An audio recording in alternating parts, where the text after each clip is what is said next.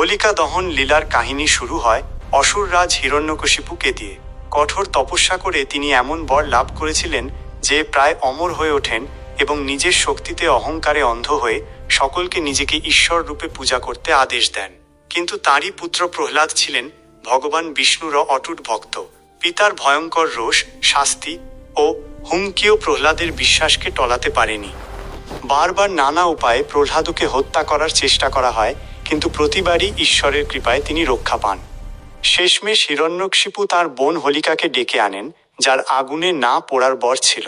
পরিকল্পনা করা হয় হোলিকা প্রহ্লাদকে কোলে নিয়ে অগ্নিকুণ্ডে বসবেন, যাতে প্রহ্লাদ পুড়ে মারা যায়।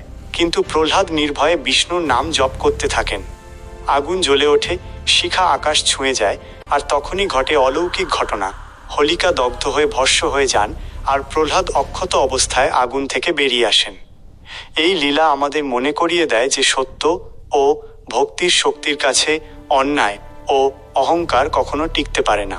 তাই আজও ফাল্গুন পূর্ণিমার আগের রাতে হোলিকা দহন করা হয়, যা অশুভ শক্তির বিনাশ এবং শুভ শক্তির জয়ের প্রতীক।